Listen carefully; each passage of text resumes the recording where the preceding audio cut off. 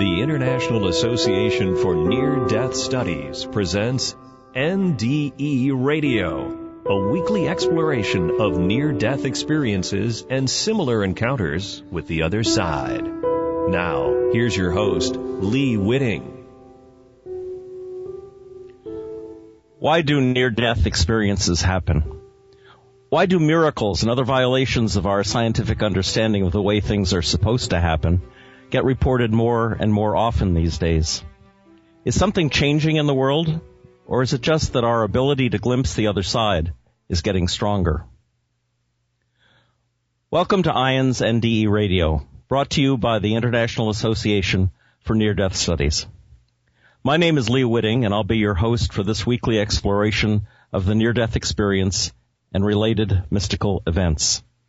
If you missed earlier shows, they are archived and available to you free of charge at our website, nderadio.org, and be sure to check out our homepage at iands.org.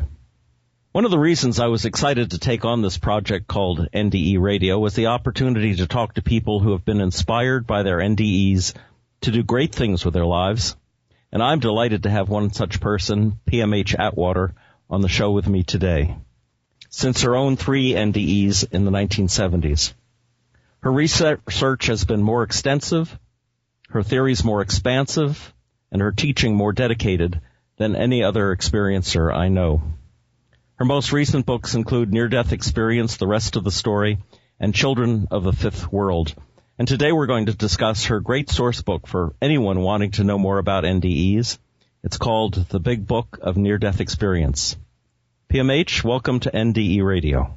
Oh, it's so much fun to be here. This is really great. Isn't it? It's just a wonderful medium for letting people know about the NDE and related experiences. Near-Death Radio. Go figure. Who'd have thought? But equally exciting is the fact that the big book is now once again available. It was out of print for about a year, and we were able to bring it back by an absolute miracle. It's back now. It's published by Rainbow Ridge Publishing Company, and I'm just so excited. I'm excited, really, because the big book is not just a source book. It is literally an encyclopedia, and it's the only one that exists on our planet. You know, it gives you the positive, the negative, the debunkers, the researchers. It gives you children, adults. Well, I had given away my copy, I think, and to somebody who'd had an NDE, and they were nice enough at the IONS office to express mail one that I just picked up this morning from the post office. All right. And I was just amazed at how comfortable you feel with this book. You open it up to any page, and there'll be a little box that'll tell you something really profound, and tells it to you so simply and so clearly that you don't feel like your brain is being overworked at all. It's just a lovely little book, but it's a big book. Well, yeah. I mean, it really is a big book. It's huge. It's almost 500 pages. Yeah. Well, I wrote it for busy people on the go. So every single page is almost, it could almost stand alone. And there's a lot of sidebars, there's a lot of drawings, there's a lot of charts, there's cartoons in that book. And I want you to know that almost all of the cartoons were drawn by a Native American. Ah. And he volunteered to do it. He said he wanted to be a part of this book, that it meant so much to him and his culture to bring out something, or be involved in something like this. So we didn't pay the man a penny.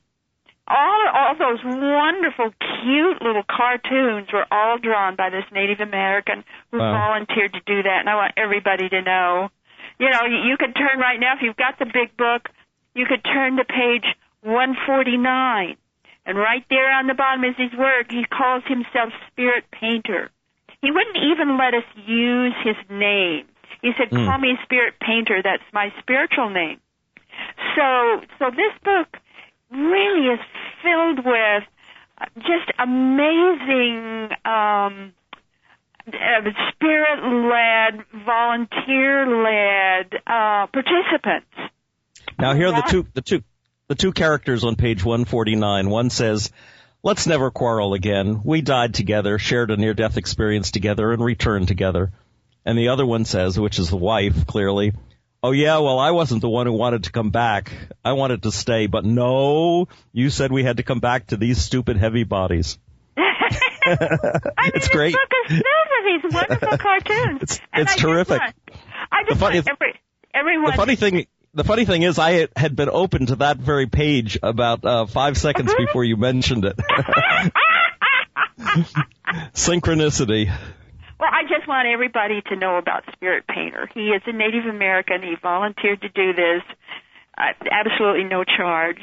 So this really is an encyclopedia, but it's filled with a lot of love, and it's filled with a lot of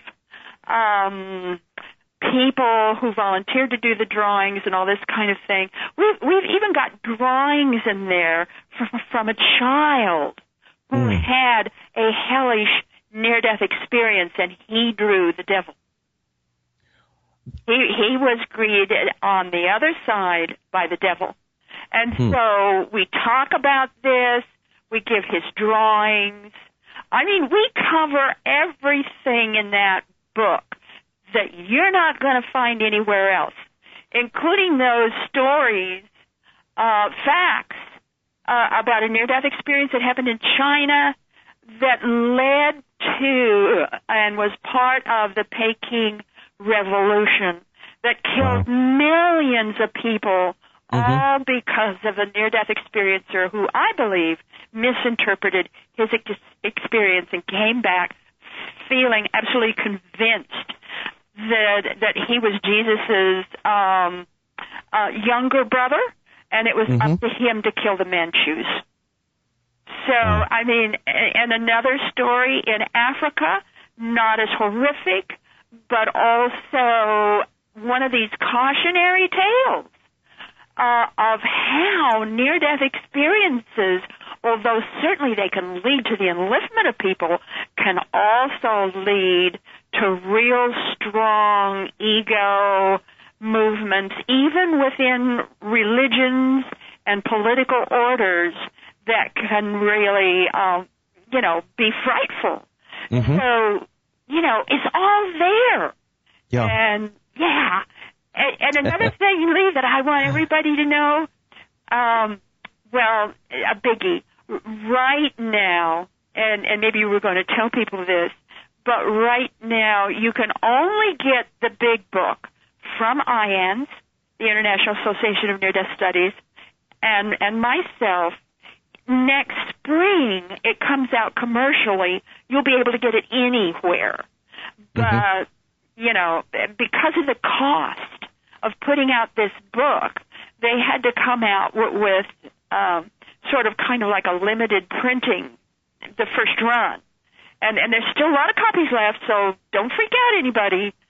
You can get it from IANS, you can get it from me, but next spring, anybody can get it anywhere.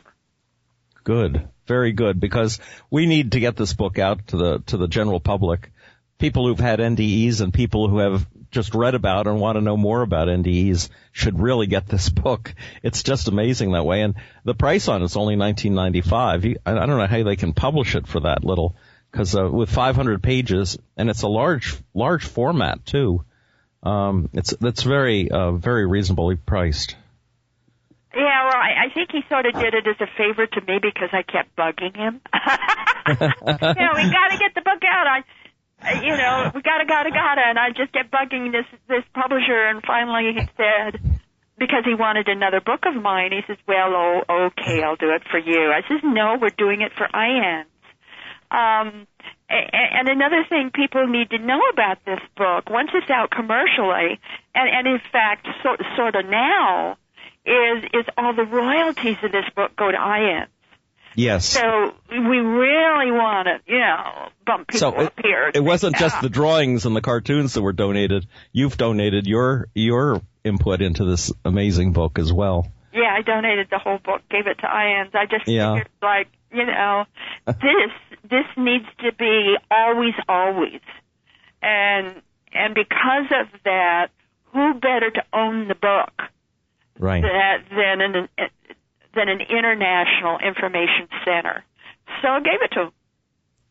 Well, it was extremely generous and highly appreciated, and everyone else is going to benefit from this gift, because not only does that help IANS continue with their work, but whoever buys this book is going to be amazed and enlightened.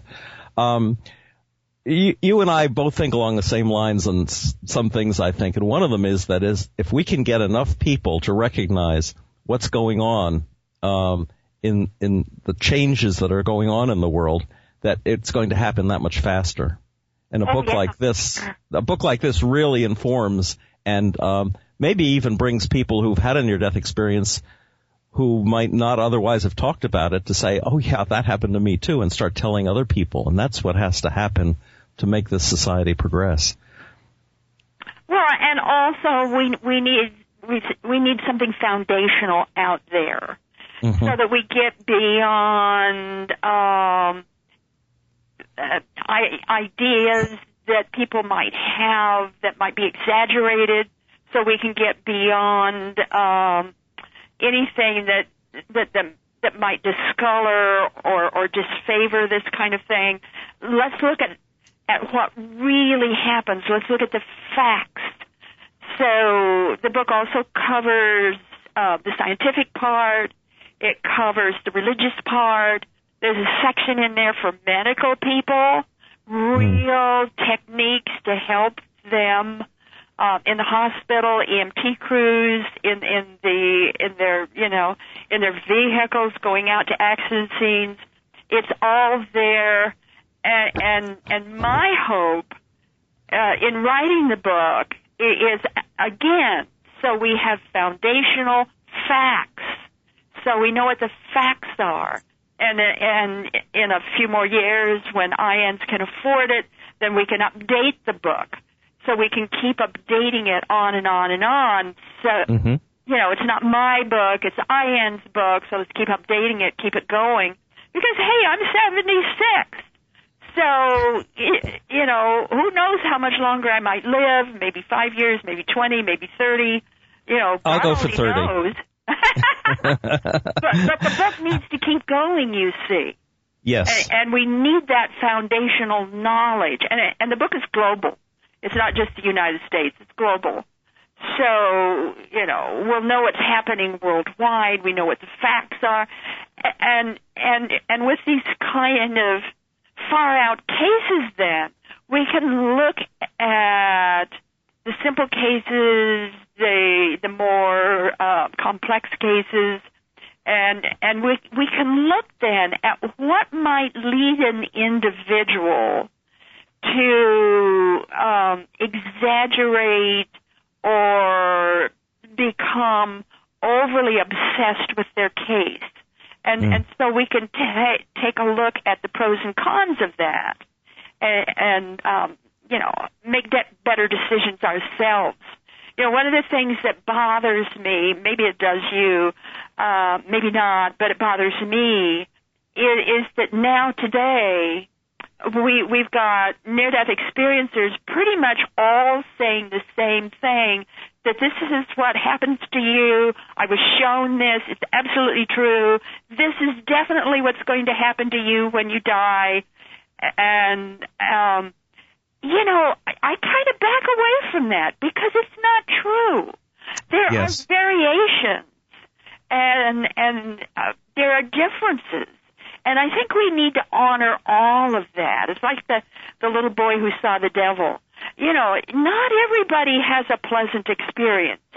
That's right. And we need to look at the whole picture so we understand, we can have better meaning, better understanding of why maybe some of these experiences are unpleasant and why some of them are pleasant. Because, a lot of these heavenly cases come from people who attempt suicide. Yes. There's a lot of stuff out there saying, well, suicide experiencers always, experience hell. Well, a few do, but most of them do not. And conversely, some of your most well-known leaders of society who seem to have just absolutely sterling records come back with the most hellish cases. So let's take a look at consciousness. Let's take a look at what might be going on in that person's life, or what might be going on in the way that they tend to interpret their experience. So then we have to stop and look at, languaging, cultural constraints. Okay, let's take a look at the broader picture here. Mm-hmm. A little kid, for instance, in a Muslim country who has a near-death experience becomes a target for death, really, still today. And yet, this is fun. This is so much fun. Just a couple of months ago, I had a man working on his Ph.D. in Iran, contact me and find out how to do near-death research in his country. And I'm a woman. Here's a full-grown man wanting to do research on the near-death experience in his own country. So, that's another reason to get the big book out. I know. Wouldn't it be great to have it translated into different languages? Oh, yeah. That can't happen soon enough. Yeah. Especially if we can get it into some of the Arabic languages. Wouldn't that be great? Oh. Yes. I think it's so necessary that we change the religion's points of view on the near-death experience. In my work as a chaplain, I run into this all the time. People have had these experiences and they can't correlate it to what they were taught in Sunday school or what their pastor has told them. And although I'd say more and more frequently now, because of what they've heard about in society generally, they can accept it. But a few years ago, there was no accepting these things, and they were quiet about it for years and years and years. Yeah, well, both of us had the privilege and the fun of attending the big near-death conference that was held really just a few weeks ago in Crystal City, Arlington, Virginia. Yes, wasn't that terrific? Oh, and what just fills me with so much joy is the fact that there was a chaplain's panel. And that's never happened before that I know of, that we've had a real full-fledged chaplain's panel. And you had Catholics and Methodists and Episcopalians and Baptists all sitting down, discussing this, and I was just going wild. And what came out of that for me is one of the Catholic deacons who was there. I call him Deacon Bob. He arranged then, after that, for me and Nancy Bush to come up to Connecticut to his neck of the woods and have the Catholic fathers and the Catholic deacons all get together the last weekend of April next year, and he's going to do a big event on the near-death experience. And so I would, of course I said I would come, and so I sent ahead some of these charts, because I'm one of these people that, I like saying shortcutted and succinct. And you can take a lot of this material that people take pages upon pages upon pages to develop. You can summarize that in one page in a chart. So, quick eyeball, you can pull out that chart and you can get the gem of what those findings and observations are on just one page. So I'm a great person for doing that. I do a lot of charts. And so I send him a bunch of charts to consider, maybe passing out. and one of them was heaven and hell. And what we find overall when we talk about heaven and hell, and what we find from the near-death experiencers. And so he wrote me back and he says, well, I could hear him swallowing. Well, I don't know how the chart on the heaven and hell are going to go over. That's contrary to Catholic doctrine. And I'm going, tilt. But yet, this is the summary of what you find in actual near-death research worldwide. This is what people are bringing back. And so I heard from him again a little while ago, and he says, I'm going to distribute it anyway. Good for him. It's just incredible. Well, there's so much change going on in the Catholic Church right now simply because Pope Francis, our new Pope, is so wise in seeing the necessary changes the Church has to go through. So, as a former Catholic, I am so delighted to see what he has to say on a number of subjects, and I'm sure if he can, as they say, pontificate, I don't see why we can't either. Well, just as a little brief aside here, and I forget the fellow's name, going way back to the 1100s and so forth. Maybe you remember his name. This Catholic who made this prophecy about the Malachi. Church. Yeah, Malachi. He was. I know him well because he was the Bishop of Bangor, which is where my church is, but not Bangor, Maine, but it was Bangor in Wales, I believe. But he, this is supposed to be the last Pope. Yeah, this is the last Pope. But take a look at what he's doing.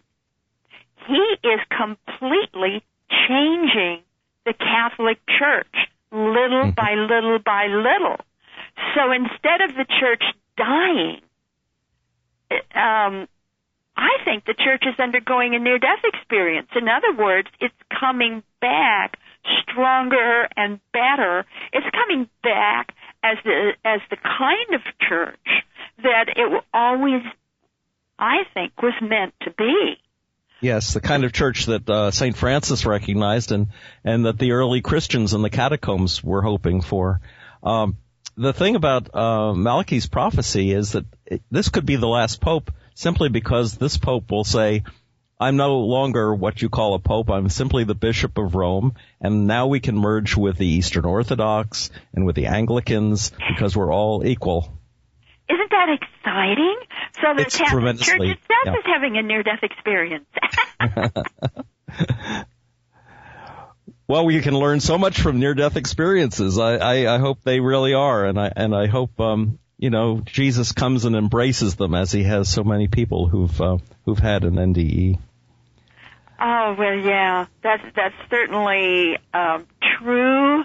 But I want to enlarge that thinking to include the entire globe and all the peoples of the world. And what near-death experiences do, they seem to honor that deep, rich wellspring of wisdom that exists within all of us that most of us have forgotten or never knew we ever had. And it's that touch into the really depths of ourselves, our soul, and our source, that which created us, that the near-death experience touches and literally unveils. And that's what kind of surprises people, and also I think really enlightens and excites people. Is here's something that they never thought of, never dreamed of, and yet they were there. They through these kinds of experiences, they either get a glimpse of it, they touch on it, or they were actually there, and they come back different. And And the big book goes a long way in showing that difference is not just the loss of the fear of death. You become nicer, you become more loving, you become more generous, become more of a humanitarian, you might become a healer. It's far more than that. Yes.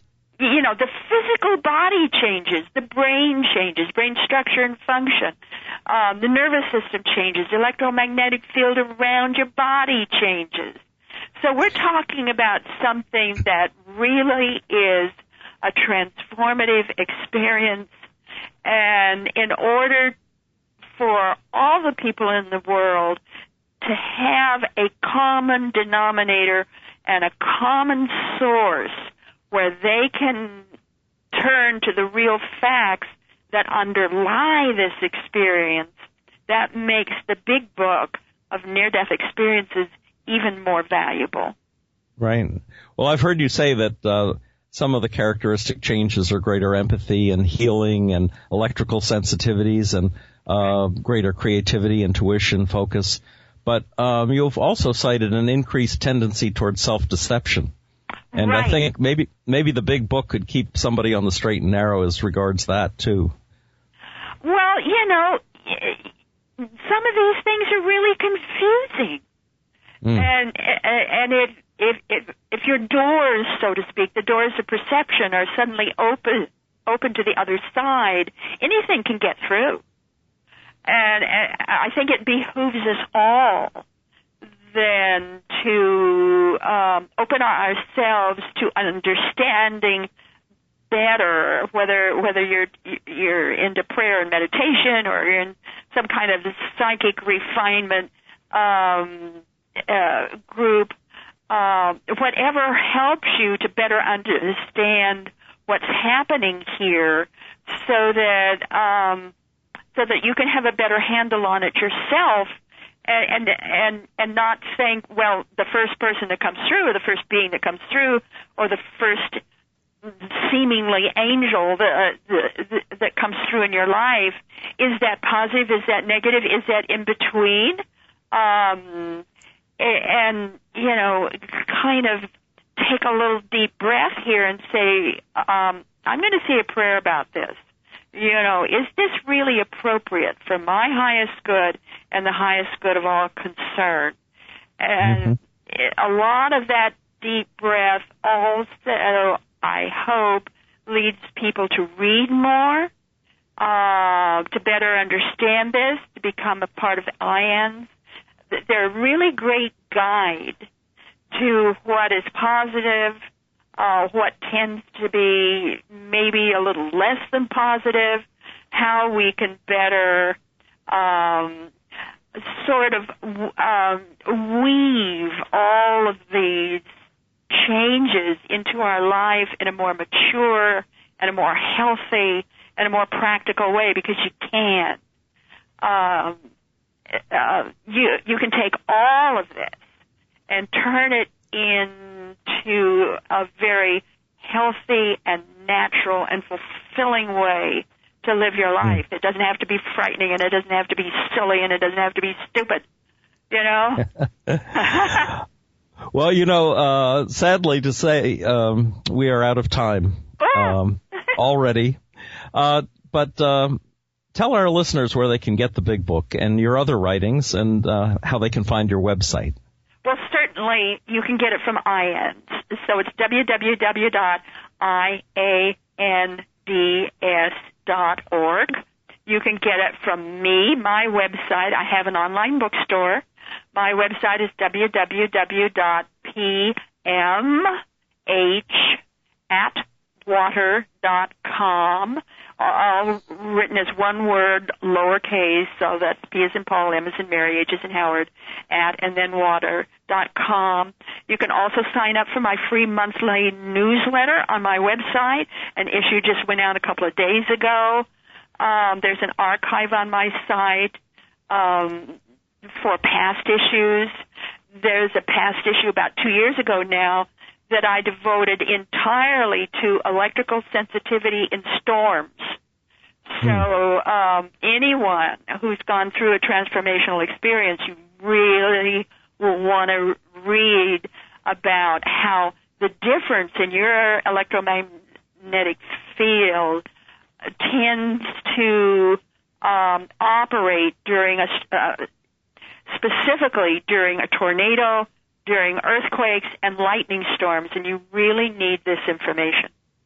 All right.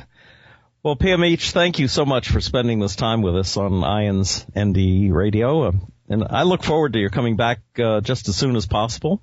Okay. And the next time you can tell us about your more recent books as well. In the meantime, folks, I want to thank you all for listening, and please check out the website iands.org, and be with us again next Monday, 11 a.m. Eastern Time, for more NDE Radio.